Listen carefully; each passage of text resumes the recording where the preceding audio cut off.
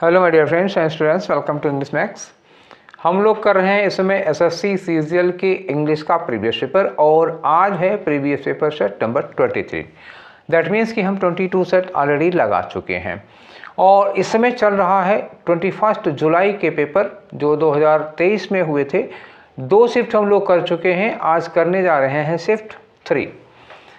तो आज जो लोग हमारे साथ पहली बार जुड़े हैं, आप लोगों के लिए एक काइंड इन्फॉर्मेशन ये है कि इसके पहले हम 2022 के CHSL का भी सारा सेट लगा चुके हैं, 2022 का CHSL भी लगा चुके हैं, स्टेनोग्राफर का भी है और MTS के भी 2 साल के पेपर हैं।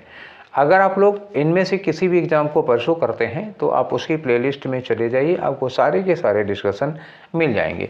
PDF साथ में अटैच होता है, हर वीडियो के साथ में उसका PDF कनेक्ट है। आप डिस्क्रिप्शन बॉक्स में जाइए, देखिए लिंक का PDF लिखा होगा, आप उसको खोल के सीधे टेलीग्राम चैनल पर चले जाइए और हमारे टेलीग्राम चैनल को ज्वाइन कर लीजिए। आपको डेली का डेली PDF जितने भी होते हैं, जितने भी डिस्कशन होते हैं, सारे के सारे मिल जाया करेंगे। तो आप लोगों ने PDF इसका भी सॉल्व कर ही लिया होगा, आई होप सो। और चलिए देखते हैं कि आपके कितने क्वेश्चन सही हुए हैं और कितने गलत हुए हैं। जो गलत हुए हैं क्यों हुए हैं, उनकी जगह पर सही क्या होगा। तो स्टार्ट करते हैं अपना आज का डिस्कशन। और पहला ही क्वेश्चन है किसका, अरेंजमेंट का। अरेंजमेंट देखिए ABCD दिया हुआ है, इसको पढ़ के हम लोग देखते हैं पहले क्या होगा। एक पैराग्राफ को टूटे हुए क्रम में लगा दिया है।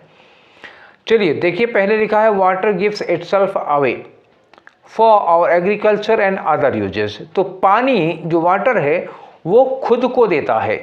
किसके लिए खुद को देता है? एग्रीकल्चर के लिए हमारी और हमारे अदर यूजेस के लिए।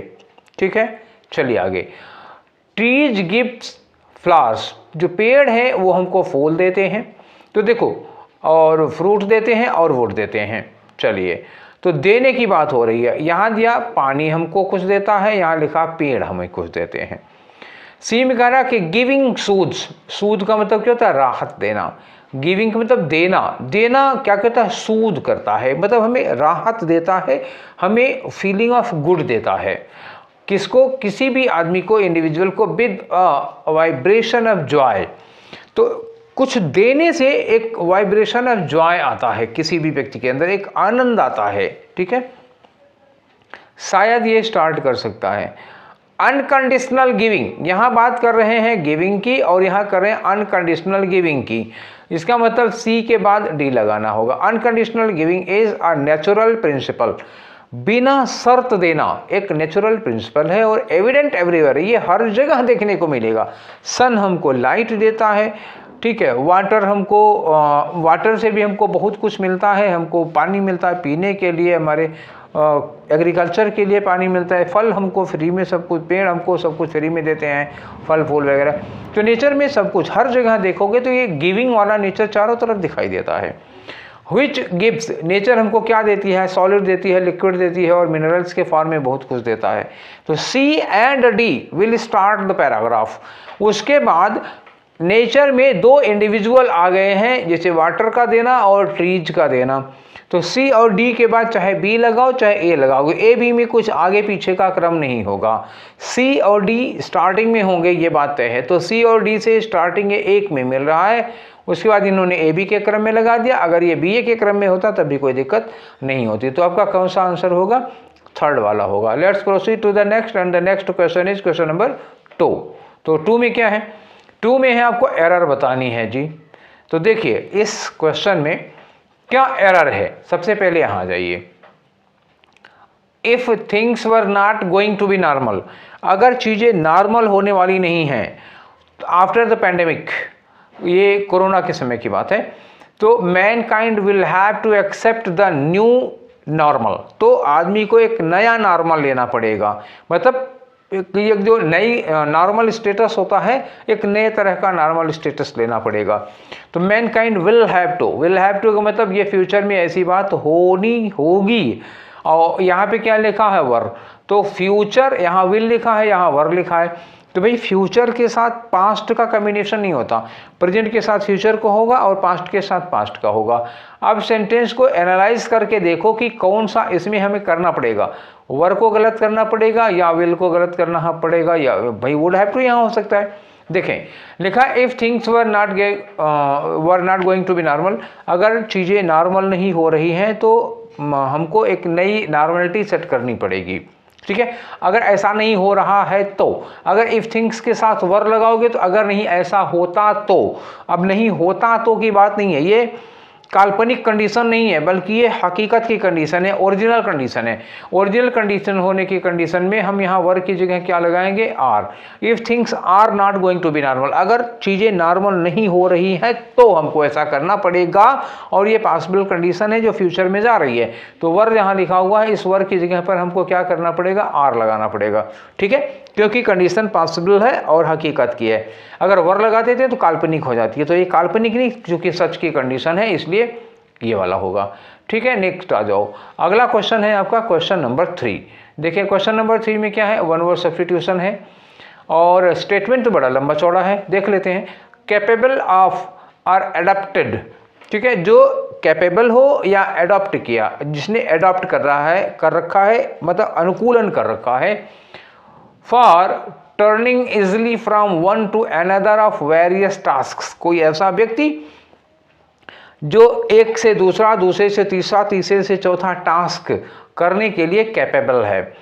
और फील्ड्स ऑफ एंडीवर, मतलब एंडीवर का मतलब होता है कोई कोशिश, कोई प्रयास कर सकता है वो, और is able to do many things, और वो कई काम करने में सक्षम है, मतलब क्या हुआ, बहुमुखी, मल्टी टैलेंटेड है जो व्यक्ति। चलिए, तो टर्नकोट एक वर्ड दिया है। टर्नकोट का मतलब क्या होता है, दल बदलू। दल बदलू समझ रहे हैं, आजकल चुनाव का समय आ रहा है, अब देखिएगा बहुत सारे दल बदलू लोग मिलेंगे, तो यहाँ पे दल बदलू का कोई ऑप्शन नहीं है। टैलेंटेड का मतलब क्या होगा, एकदम प्रतिभा संपन्न होता है।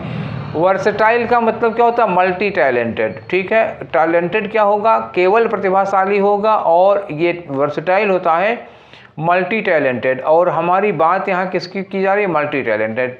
Able to do many things, जो बहुत सारे काम कर सकता हो, तो मल्टी टैलेंटेड होगा। दैट मीन्स हमारा ऑप्शन होगा versatile, not only talented but multi talented answer होना चाहिए, तो वर्सेटाइल हो जाएगा। फ्लेक्सिबल, लचीले के लिए लगेगा, इसका कोई मतलब नहीं है यहाँ पर। आगे आ जाओ, आपका क्वेश्चन नेक्स्ट, मतलब क्वेश्चन नंबर 4 में क्या है, साइनोनिम बताना है। किसका साइनोनिम, जार्गन का बताना है। जार्गन का मतलब क्या होता है, जो बोलचाल की भाषा होती है, जैसे डॉक्टर लोग यूज करते हैं ना, ओपीडी यूज करते हैं, ओटी यूज करते हैं, ऐसे ही अंडरवर्ल्ड में खोखा पेटी इस तरह का चलता है, ऐसे ही जार्गन, ये जार्गन वर्ड होते हैं। तो जार्गन को हम जनरली स्लैंग कह सकते हैं। स्लैंग क्या होता है, जैसे ये बोलचाल की भाषा हो, जैसे आंट को आंटी कहते हैं हम लोग, आंटी जैसा कोई वर्ड अंग्रेजी में है नहीं, पर हम लोग क्या करते हैं, आंटी बोलते हैं, तो आंट का आंटी, पिक पॉकेटर बोल देते हैं, ठीक है। तो ये जार्गन हो जाता है, ठीक है, या इसको स्लैंग कहते हैं हम लोग, तो ये स्लैंग आ जाएगा। वर्बोसेंस, आप देखो वर्बोसनेस का मतलब क्या होता है, जो आदमी बहुत ज़्यादा बोलता है। वर्बोसनेस क्या होगा, बहुत ज़्यादा बोलना, जार्गन नहीं है, बहुत ज़्यादा बोलना। इलोक्वेंस क्या होता है, वाक्पटुता होती है। अभी कल वाले में भी ये डिस्कशन, ये वर्ड आया था। इलोक्वेंस मतलब बोलने की क्षमता, art of oratory, art of speaking publicly, ये होता है इलोक्वेंस, वाक्पटुता, बढ़िया बोलने, बढ़िया भाषण देने की कला को कहते हैं। फॉर्मेलिटी आप लोग जानते ही हैं, ठीक है। तो आंसर क्या होगा इसका आंसर पहला वाला होगा, स्लैंग। आगे बढ़िए, आपका क्वेश्चन नंबर 5, देखिए 5 में क्या कह रहे हैं। देखिए ये क्वेश्चन नंबर 5 में आपको अंडरलाइन जो पोर्शन है उसकी मीनिंग बतानी है। क्या अंडरलाइन क्या हुआ, डेफिडेंट को। डेफिडेंट का मतलब क्या होता है, diffident is opposite of confident. Confident क्या होता है, फुल ऑफ कॉन्फिडेंस। जब आदमी आत्मविश्वास से भरा होता है, उसको अपने पर पूरा भरोसा होता है, तो वो होता है कॉन्फिडेंट। उसका अपोजिट क्या होगा, डेफिडेंट। डेफिडेंट का मतलब क्या होता है, लैक ऑफ कॉन्फिडेंस, जिसके अंदर कॉन्फिडेंस की कमी होती है, थोड़ा शर्मिला झेपू टाइप का आदमी होता है। चलिए पूरा आप स्टेटमेंट पढ़ना चाहते हो तो स्टेटमेंट पढ़ के देख लो, सूट कर रहा है कि नहीं हमारी meaning. During the wedding ceremony, जब विवाह समारोह चल रहा था, तो ब्राइड सीम्ड इवन क्वाइटर, जो दुल्हन थी वो कैसी थी, क्वाइटर। क्वाइट की कंपैरेटिव डिग्री, क्वाइट मतलब क्या हुआ, शांत। क्वाइटर क्या हो गया, मतलब यूजुअल से ज़्यादा ही शांत नजर आ रही थी। And more diffident, more diffident, अब यहाँ डिफिडेंट का मतलब वही हो गया, कॉन्फिडेंस की कमी नजर आ रही थी उसको, दैन यूजुअल, पहले की अपेक्षा कम कॉन्फिडेंट लग रही थी, मतलब थोड़ा शर्माई सी, झेपू सी लग रही थी उसको, मतलब शर्मा ज़्यादा रही होगी, ठीक है। तो देखो shy due to lack of confidence हो सकता है ये आंसर हमारा। Showing lack of interest, interest की कमी बिल्कुल नहीं होगी। बोल्ड इन अदर्स कंपनी, ये भी बिल्कुल नहीं होगा। Giving a false and misleading impression, बिल्कुल नहीं होगा। ये क्या होगा, due to the lack of confidence, वो थोड़ी शर्मीली लग रही थी, इसलिए पहला वाला आंसर ले जाओ, ठीक है। मतलब मौके के हिसाब से यही ठीक है, शर्म की वजह से मतलब कॉन्फिडेंस की कमी से वजह शर्मा रही थी ज़्यादा। चलिए आगे आते हैं क्वेश्चन नंबर 6 में। क्वेश्चन नंबर 6 में क्या करना है आपको, पैसिव वॉइस में इसी सेंटेंस को बताना है, let me buy an expensive bag.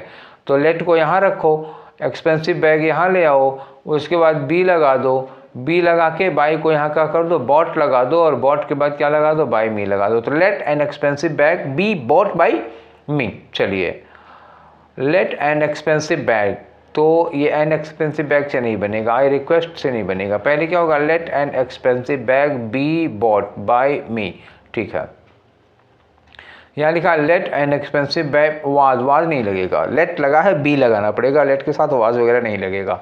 तो कौन सा आंसर हुआ आपका, दूसरा वाला हो गया। ठीक है, चलिए नेक्स्ट क्वेश्चन आते हैं।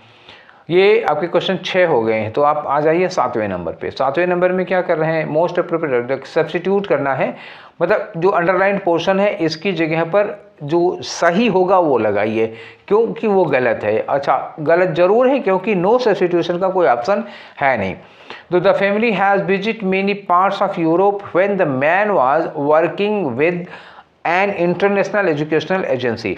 जब वो आदमी एक इंटरनेशनल एजुकेशनल एजेंसी में काम कर रहा था तो परिवार जो है उसका ढेर सारे यूरोपियन कंट्रीज में घूमता है। ठीक है, द फैमिली हैज विजिट, पहली बात हैज के साथ विजिट नहीं लगता है, वर्ब की थर्ड फॉर्म लगेगी विजिटेड। अब ये देखना है कि हैज लगेगा कि नहीं लगेगा। अब ये परिवार उसका यूरोप के विभिन्न पार्ट्स में तब घूमता है जब the man was working in an international educational agency, जब वो किसी इंटरनेशनल एजेंसी में काम कर रहा था तो परिवार घूमा था। तो यहाँ हैज की जगह पर क्या होगा, हैड होगा। हैड विजिटेड ढूंढिए आप लोग। ठीक है, तो यहाँ हैज़ के साथ आईएनजी फॉर्म तो लगता नहीं, आर के साथ यहाँ थर्ड फॉर्म नहीं लगेगा, और हैव के साथ वर्ब की फर्स्ट फॉर्म नहीं लगेगी। ऐसे ही ये तीनों गलत हो गया, ग्रामेटिकली गलत हो गया। तो हैड के साथ विजिटेड आपका सही आंसर होगा। अगर कहीं हैज विजिटेड दिया होता तो कुछ चांस बनता कि शायद कॉम्प्लिकेटेड होगा। हैज के साथ आईएनजी फॉर्म, आर के साथ थर्ड फॉर्म, वैसे ही गलत है। तीसरा हैव के साथ फर्स्ट फॉर्म, चांस ही नहीं बन रहा किसी का।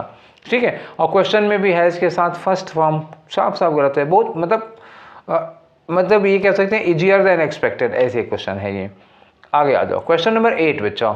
तो क्वेश्चन नंबर 8 में कुछ देखो इटैलिक्स में लिखा हुआ, I am more powerful then what they expected. ठीक है, यह इटैलिक्स में है, इसका आपको इसके लिए सुटेबल इडियम लाना है। इडियम का क्वेश्चन है, सिचुएशन इन्होंने दे रखी है, इसके लिए सुटेबल ऑप्शन आपको ढूंढना है इडियम का। देखो लिखा है माय बिजनेस पार्टनर, मेरे जो बिजनेस पार्टनर हैं उन लोगों ने सोचा था कि I would simply accept their cheating, मैं उनकी चीटिंग वगैरह को, उनकी ठगी को सीधे सीधे एक्सेप्ट कर लूँगा। लेकिन जल्दी ही उन लोगों को ये रियलाइज़ होगा कि I am more powerful then what they expected, जितना उनको उम्मीद थी उससे कहीं ज़्यादा पावरफुल मैं निकलूँगा। तो मतलब टू बिकम या to come more powerful than expected का मतलब क्या हुआ, कैच अ टार्टर। इसका मतलब क्या होगा, इसका होता है कैच अ टार्टर। एक मुहावरा है कैच अ टार्टर, ये कैच की सेकंड फॉर्म लगी हुई है, मैं एक फर्स्ट फॉर्म बोल रहा हूँ। कैच अ टार्टर का मतलब हुआ कि आप जिससे पंगा ले रहे हो, आप जितना उम्मीद करते हो उससे कहीं ज़्यादा है। जैसे एक मान लो 40 किलो वेट वाला कोई पहलवान 60 किलो वेट वाले से पंगा ले ले, तो उसी को कहते हैं कैच अ टार्टलर। ठीक है, बाकी जो है उनको देख लें। आंसर तो आपका ये हो गया cutting a cloth. Cutting a cloth का मतलब क्या होता है, आप अपने खर्चे उतना करिए जितनी आपकी कमाई है, मतलब expend within your resources, इसको कहते हैं कटिंग अ क्लॉथ। अच्छा, casting pearl before the swine, मतलब स्वाइन होता है सुअर, सुअर का मतलब जो मेल पिग होता है उसको। तो मेल पिग के आगे अगर आप मोती बिखराओगे तो उसको कोई फर्क नहीं पड़ता, जिसका हिंदीकरण क्या हो जाएगा, भैंस के आगे बीन बजाना। आप समझ गए होंगे। चलिए, डैमसल इन डिस्ट्रेस का मतलब क्या होता है, डैमसल एक युवती है। युवती का मतलब क्या हुआ, एक यंग लेडी है, यंग वुमेन है। इन डिस्ट्रेस का मतलब जो किसी मुसीबत में है। पहले ज़माने में, ये एक कहानी से आया हुआ है, उन पहले ज़माने की कहानियों में, गोथिक कहानियों में क्या होता था कि एक हीरोइन होती है, वो किसी मुसीबत में फंस जाती है और किसी हीरो का, किसी मेल कैरेक्टर का, हीरो का वेट करती है कि वो आके उनको रेस्क्यू कर जाएंगे। तो वही यंग लेडी किसी मुसीबत में हो, जो किसी की मदद का इंतज़ार कर रही है, उसको कहते हैं डैमसल इन डिस्ट्रेस। ठीक है, तो 8वां क्वेश्चन हो गया। अब आ जाइए आप अपने 9th नंबर पे। 9th में क्या दिया, फिर से एडीएम फ्रेज दिया हुआ है, यहाँ लिखा हुआ कम्प्लीटली ऑब्सोलीट। इसका आप मतलब बताइए क्या होगा। Your career is now completely obsolete. Completely obsolete का मतलब एकदम से द एंड हो चुका होगा, ठीक है। चलिए, हैंगिंग बाय अ थ्रेड ये लिखा हुआ है, एज डेड एज डोरनेल, तो और लिखा है डेड इवन, यहाँ लिखा है मूविंग लाइक अ वर्म, तो ये सब बिल्कुल नहीं हो जाएगा। हैंगिंग बाय अ थ्रेड भी नहीं होगा। कंप्लीटली ऑब्सोलीट का मतलब क्या हुआ, कंप्लीटली ऑब्सोलीट, खत्म पूरी तरह से हो चुका है। तो मतलब कैरियर एज डेड, इतना डेड हो चुका है जैसे डोरनेल होता है उतना डेड हो जाएगा। तो ये आंसर होगा आपका, पूरी तरह फिनिश्ड हो गया। चलिए नेक्स्ट में आ जाइए भाई, आपका क्वेश्चन नंबर 10, ठीक है। तो ये रहा आपका क्वेश्चन नंबर 10। 10 में क्या है, अंडरलाइन वर्ड जो दिया हुआ है उसकी स्पेलिंग आपको बतानी है। Correct the spelling of underline word. यहाँ देखो ब्रेक्स लिखा हुआ है, आप करेक्ट केवल स्पेलिंग ही नहीं करनी है, ये एक्चुअली होमोफोन का क्वेश्चन है। इसको भी हम ब्रेक बोलते हैं और BRAKES उसको भी ब्रेक बोलते हैं।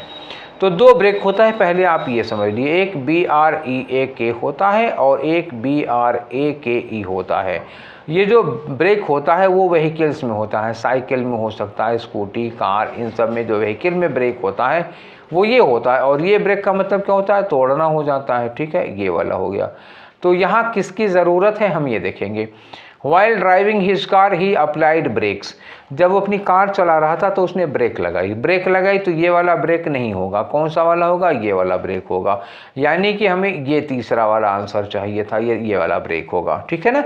और ये ब्रेसेज क्या होता है, पट्टी होती है। जैसे पहले नहीं होता था कि आदमी पैंट में 2 पट्टियाँ लगी होती थी, ऐसे यहाँ पे पट्टी लगेगी, ये कंधे पर से जाती थी, ठीक है। मान लो पैंट नीचे क्यों गिर ना जाए इसलिए ऐसे पट्टी लगती थी, तो अब तो खैर फैशन में लगती है, तो वो ब्रेसेज कहे जाते थे उसको। ब्रिक्स ईंट होती है और ब्रेक बहादुर के लिए लगता है। फिलहाल आपका जो आंसर होगा वो 3rd वाला होगा। चलिए क्वेश्चन नंबर 11 में, तो 11 में क्या है बच्चा, देखो ये खाली जगह दी हुई है, आ जाओ। देयर आर डैश, आगे लिखा definite weaknesses in their security arrangements, और उसका बताना क्या है, आपको एंटोनीम बताना है। ये जो डेफिनिट है उसका एंटोनीम, तो देयर आर डेफिनिट वीकनेसेस मतलब एकदम पक्की कमियां हैं, कुछ एकदम पक्की कमजोरियां हैं उनके सिक्योरिटी अरेंजमेंट में। तो पक्की के तौर पे क्या लगा दो, कुछ कच्ची है, और क्या कच्ची। तो सबटिल का मतलब क्या होता है, बहुत ही सूक्ष्म टाइप की, बहुत ही बारीक, बहुत ही मामूली सी होती हैं। तो ये हो गया। एक वेज का मतलब क्या होता है, अस्पष्ट होती हैं, मतलब जो क्लियर ना हो, ठीक है। और एक हैजी होती हैं, हैजी समझने में अस्पष्ट, समझने में अनक्लियर होता है। मोनोटोनस का मतलब होता है नीरस, एकदम एक रस्ता जिसमें आ जाती है उसको कहते हैं नीरसा। तो जो आंसर दिया था आयोग ने, आयोग का आंसर एक्चुअली ये वाला था, जबकि इसमें थोड़ी सी कन्फ्यूज़न है। देखो थोड़ी सी कन्फ्यूज़न क्या है, मैं अपने लिहाज से बता रहा हूँ। किसी की सिक्योरिटी अरेंजमेंट में डेफिनेट वीकनेसेज होने का मतलब क्या हुआ कि कुछ बड़ी, स्ट्रांग और पक्की वीकनेस होनी चाहिए, कमियां होनी चाहिए, तो कुछ बड़ी कमी होनी चाहिए। तो यहाँ पे जो छोटी मोटी कमी हो जाती है, जो या जो हिडन सी, डेफिनेट मतलब एकदम क्लियर सी होगी, तो यहाँ डेफिनेट का जो सेंस हो गया वो क्या हो गया, क्लियर वीकनेस हो गई, या आप ये कह सकते हो कुछ बिग वीकनेस हो जाती है, ठीक है। तो क्लियर का, अब अगर क्लियर का एंटोनिम लेते हैं तो हमें वेज और हैजी दोनों हो जाता है। हैजी का मतलब क्या होता है, धुंधला हो जाता है। धुंधला मतलब क्या होता है, कुछ अस्पष्ट सा, कुछ कम क्लियर हो जाता है। और ये वेज का मतलब भी होता है अस्पष्ट सी कमी है। तो अगर ये देखें तो दोनों एंटोनिम में आ रहे हैं, हालांकि आयोग ने इसको लिया था। और सबटिल का मतलब क्या होता है, बहुत ही सूक्ष्म बारीक कमियां हैं। तो अगर ये बड़ी बड़ी कमियों की बात कर रहे हैं तो उसके लिए सूक्ष्म या बारीक सी कमियां, तो अपोजिट ये सबटिल वाला भी हो सकता है। ये मेरा नज़रिया, मेरा लुकआउट है। जबकि आंसर जो कमीशन का था वो था दूसरा वाला, वेज को उन्होंने आंसर माना था, ठीक है। तो दोनों सिचुएशन मैंने आप लोगों को बता दी। चलिए आगे बढ़ते हैं, आपका क्वेश्चन नंबर 12 लेते हैं। क्वेश्चन नंबर 12 में इनकरेक्टली स्पेल्ड वर्ड बताओ। इसमें एक रेमिशन दिया हुआ है, यही स्पेलिंग गलत है, ठीक है, तो आंसर यही होगा। रेमिशन में क्या होता है, पहले आप आ जाओ। रेमिशन में आपकी जो स्पेलिंग होगी REMI, सिंगल M होना चाहिए, REMISSION होता है, ये रेमिशन है। तो गलती क्या होगी, इसमें एक एम एक्स्ट्रा लगा हुआ है। इसका मतलब क्या होता है, पार्डन, क्षमा। पार्डन समझ रहे हो ना, क्षमा, एक्सक्यूज कह सकते हो उसको, फॉरगिवनेस कह सकते हो, ये एक क्षमा कह सकते हो उसको, ये इसकी मीनिंग होती है। तो एक्सक्यूज, पार्डन, फॉरगिवनेस का एक साइनोनिम हो सकता है रेमिशन। अच्छा है, नोट कर लीजिए आप लोग। अरेंजमेंट की स्पेलिंग एकदम से सही है, और जेपरडाइज का मतलब होता है किसी चीज़ को खतरे में डालना, तो एंडेंजर करना, जेपरडाइज, इसकी भी स्पेलिंग सही है, करप्शन की भी स्पेलिंग सही है। क्लियर हो गया, आपका आंसर मिल गया आपको। आगे बढ़ते हैं, क्वेश्चन नंबर 13 देखते हैं। क्वेश्चन नंबर 13 में क्या है, आपको साइनोनिम बताना है। किसका बताना है, फियर्स का। फियर्स का मतलब क्या होता है, बहुत ही भयानक टाइप का, ठीक है। फियर्स मतलब बहुत ही भयानक, बहुत ही मतलब डरावना टाइप का होता है, ठीक, बहुत सीवियर होगा। तो आपको बताना है साइनोनिम। तो फ्रॉड का मतलब क्या होता है, धोखा। और फैनेटिक, फैनेटिक मतलब होता है एकदम से कट्टर, ठीक है ना, कट्टर। कट्टर मतलब जो चेंज होने को तैयार नहीं है। अग्रेसिव, अग्रेसिव का मतलब क्या होता है, आक्रामक होता है। तो ये हमारे काम का वर्ड हो सकता है, आक्रामक, ठीक है। जेंटिल तो अपोजिट हो जाएगा, एंटोनिम हो जाएगा। अग्रेसिव ले लो आप। फियर्स मतलब बहुत ही भयानक, डरावना, आक्रामक ले सकते हो, उसका मतलब अटैकिंग टाइप का आदमी होता है, ठीक है। चलिए, वायलेंट हो जाएगा ना, अगर अग्रेसिव होगा तो वायलेंट हो जाएगा, वायलेंट होगा तो फियर्स हो जाएगा, खतरनाक हो जाएगा। चलिए आते हैं आपके नेक्स्ट क्वेश्चन पर। क्वेश्चन नंबर है आपका 14, ठीक है। तो ये 14 नंबर का क्वेश्चन रहा आपके सामने। इसमें ऑप्शन दिया है नो सब्स्टिट्यूशन। इसका मतलब ये जो इतना अंडरलाइन किया हुआ है, आप इसको इम्प्रूव करना है आपको। If there is any mistake, अच्छा हाँ, इसमें if there is any mistake, क्योंकि नो सब्स्टिट्यूशन का ऑप्शन है, दैट मीन्स कि मे बी ये पार्ट करेक्ट ही हो, और अगर करेक्ट नहीं है तो you will have to change, और इसकी जगह पर क्या लगाना पड़ेगा, you will have to find out. चलिए देखते हैं सेंटेंस पढ़ के। क्वेश्चन क्या है, व्हेन ही सा द बियर, सॉरी व्हाइल लिखा हुआ है, व्हाइल ही सा द बियर। अच्छा, व्हाइल के साथ क्या लगता है, व्हाइल के साथ हम लगाते हैं वर्ब की आईएनजी फॉर्म, ठीक है। व्हाइल के साथ वर्ब की आईएनजी फॉर्म लगाते हैं, या फिर व्हाइल हम यूज करते हैं जब कंजंक्शन की तरह, जब उसका मतलब होता है जबकि, तब वो दो सेंटेंस के बीच में लगता है, समझ गए, ऐसा होता है, और विरोध जताता है। यहाँ जबकि क्या है कि ही सा द बियर, उसने भालू को देखा। He ran to the nearest tree, वो नज़दीकी, सबसे नज़दीक के पेड़ की ओर भाग के गया। ड्रॉप्ड हिज गन, उसकी बंदूक नीचे गिर गई। And climbed to a safe place, और सीधे एक सुरक्षित डाल पे जाकर के चढ़ जाता है।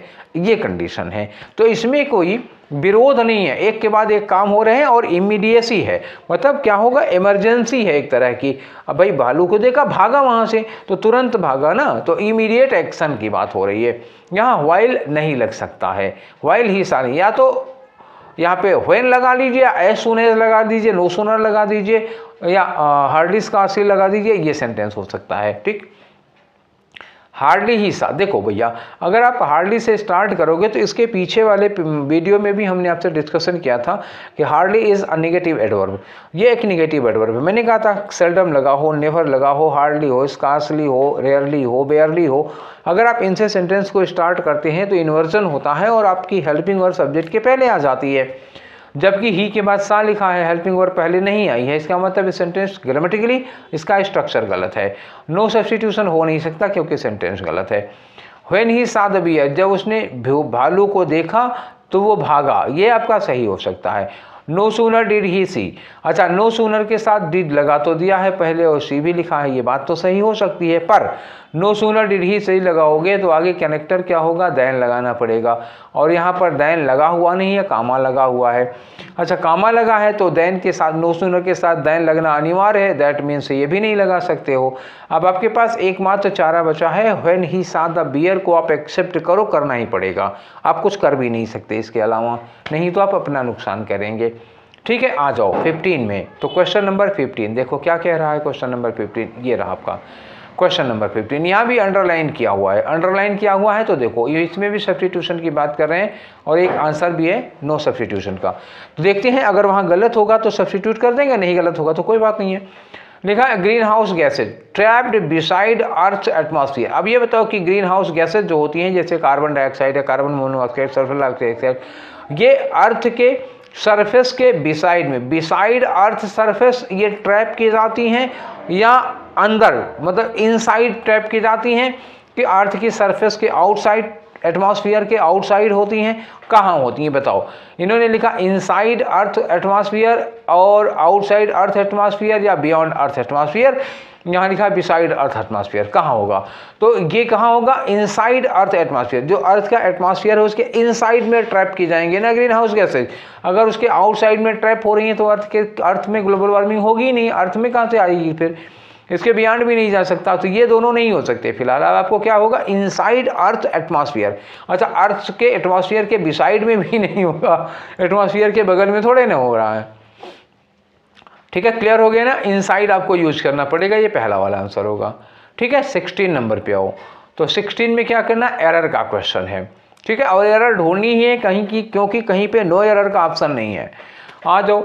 This will be most difficult. आप देखो, मोस्ट डिफिकल्ट में मोस्ट के पहले दा लगाना पड़ेगा, गलती हमको यहीं पर मिल गई।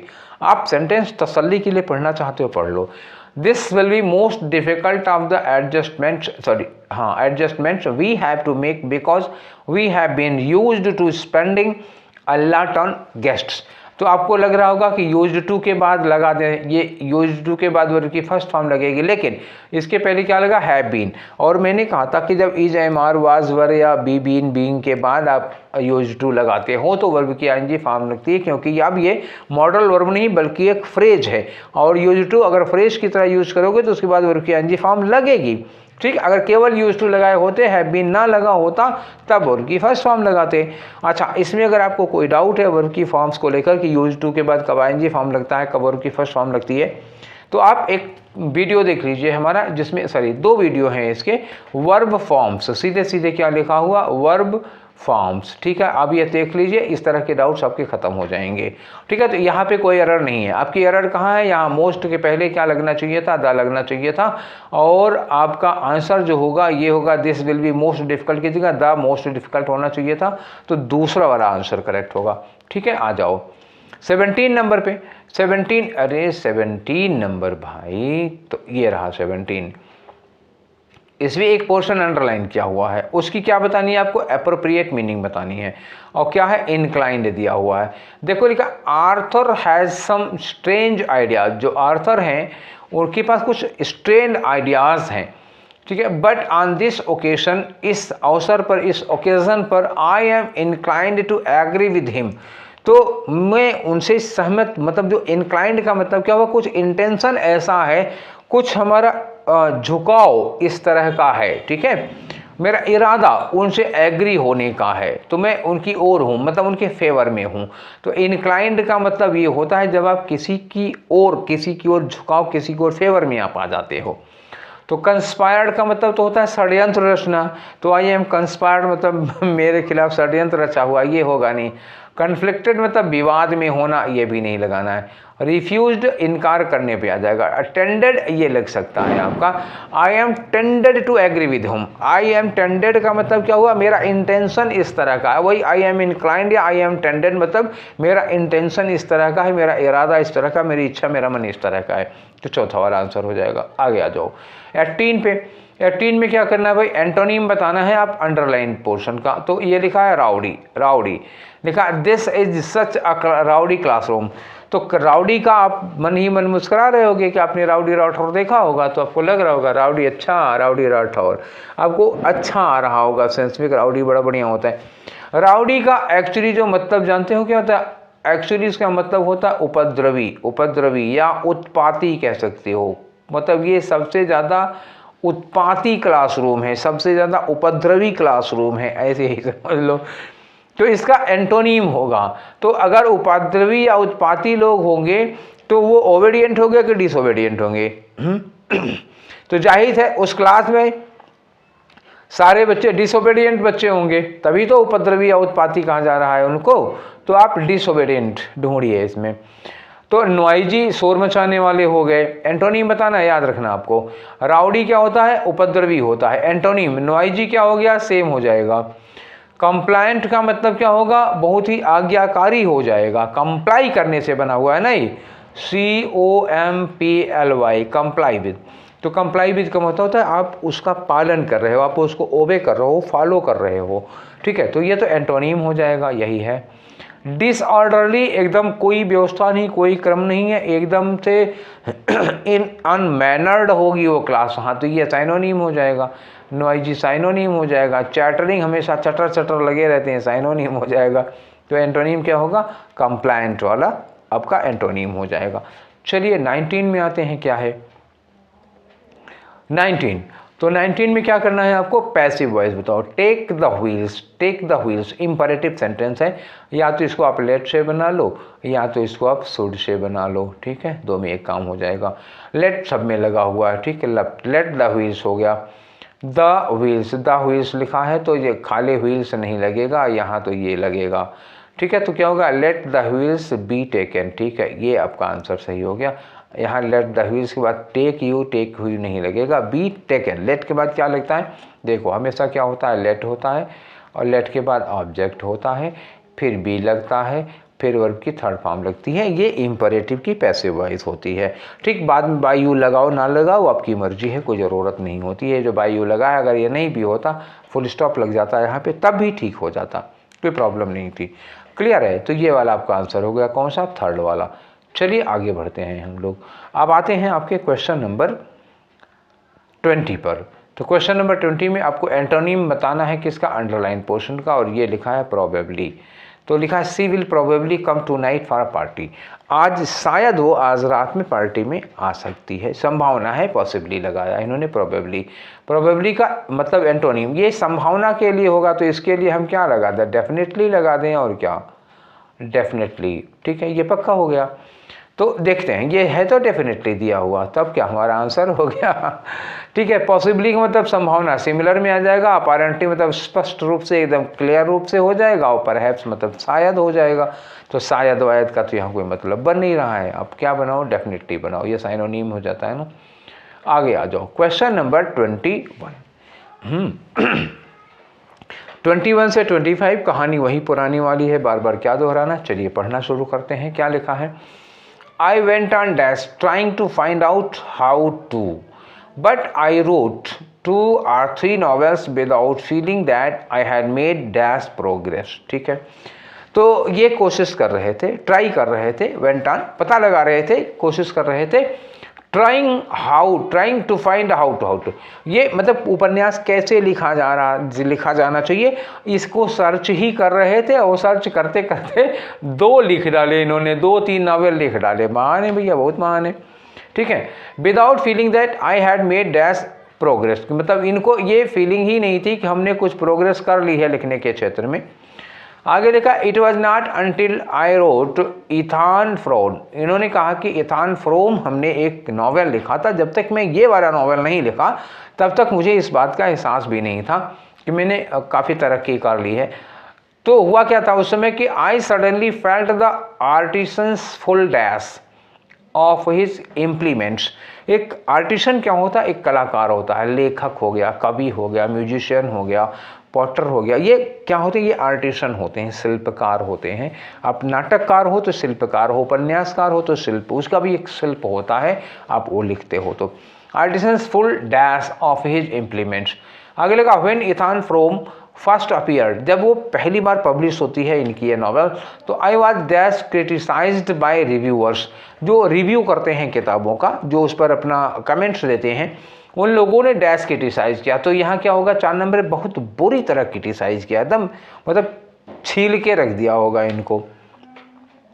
For what was considered the clumsy, वो जो उनमें स्ट्रक्चर में, जो कहानी जो टेल है, टेल के उस कहानी के स्ट्रक्चर में जो क्लमजीनेस थी, जो बेहुदापन था, भद्दापन था, उसको लेकर के आगे लिखा है कि आई हैड पॉन्डर का मतलब क्या हुआ? सोचना। पॉन्डर लॉन्ग मतलब क्या हुआ? खूब लंबे समय तक इन्होंने सोच विचार किया ऑन दिस स्ट्रक्चर, उसके स्ट्रक्चर पर।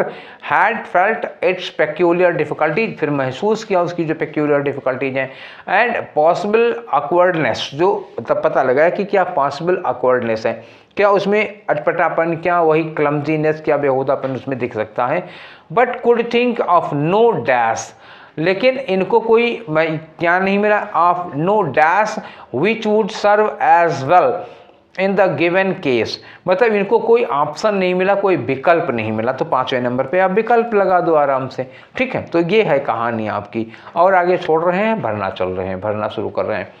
चलिए स्टार्ट करते हैं भरना इसको। तो पहला क्वेश्चन आपका क्या था, I went on dash trying, तो यहाँ पे क्या होगा, मतलब trying, find out how to, मतलब ये लगातार कंटिन्यूअस ये कोशिश कर रहे थे। वेंट ऑन, वेंट ऑन का मतलब क्या होगा, एकदम से लगातार होगा, लगातार ये कोशिश कर रहे थे कैसे लिखा जाता है, और तब तक लिख डाले 2-3 बड़े बहाने। तो यहाँ लगातार का सेंस आएगा कुछ ऐसा। चलिए देखते हैं, लगातार के सेंस में आ जाओ बच्चा। तो क्या होगा, स्टेडीली, हाँ ये लग जाएगा। आई वेंट ऑन स्टेडीली, ये हो सकता है, लगातार ये कोशिश करते रहे। एम्बिगुअसली का मतलब अस्पष्ट रूप से, जिसकी मीनिंग क्लियर ना हो, ये मीनिंग क्लियर ना होने का मतलब ही नहीं है। वेंट ऑन लिखा है ना, वेंट ऑन मतलब कंटिन्यू रखना, तो स्टेडीली होगा। प्लेफुली और प्लासिबली तो लग नहीं सकते, प्लासिबली का मतलब क्या हो, लचीलापन से हो गया। स्टेडीली निरंतरता के साथ यही लगेगा। ठीक है, दूसरे वाले में आ जाओ। इन्होंने कहा कि तब तक मुझे यकीन नहीं था कि मैं क्या मतलब लिख डाला हूँ।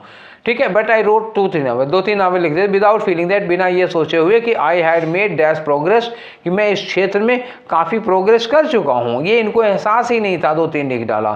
तो विदाउट थिंकिंग दैट, कि मैंने कितनी प्रोग्रेस की है। B I had made barely process, भैया 2-3 नॉवेल लिख चुके हैं, बेयरली तो नहीं हो सकती है। मच प्रोग्रेस ये हो सकता है। सो प्रोसेस यहाँ लगने का कंजंक्शन की जरूरत नहीं है, एडवर्ब। अच्छा, सो प्रोसेस अगर लगा देते हो, सो प्रोग्रेस लगाओगे तो दैट लगाना पड़ेगा। इतनी प्रोग्रेस की क्या, ये तो रिजल्ट दिया ही नहीं इसमें। नो सूनर टाइम के लिए लगता है, ये आ ही नहीं रहा, तो क्या लगाओगे, I had done much progress. तो एक बार फिर से देख लो, यहाँ क्या लिखा है कि मैं ये महसूस भी नहीं कर पाया था कि आई हैड मेड मच प्रोग्रेस। ठीक, आगे आ जाओ। It was not until I wrote ethane from, इन्होंने कहा जब तक मैंने इथान फ्रॉम नहीं लिखा था तब तक। That I suddenly felt the artisans full dash of his implement, तब जाके मैंने महसूस किया कि आर्टिसन का या कलाकार का फुल डैश ऑन, तो फुल डैश का फुल रिजिडिटी, फुल डिसेंट, या फुल कंट्रोल, या फुल स्टेबिलिटी। तो फुल रिजिडिटी, रिजिडिटी का मतलब क्या होगा, एक तरह से मतलब कठोरपन हो गया, तो ये लगेगा नहीं।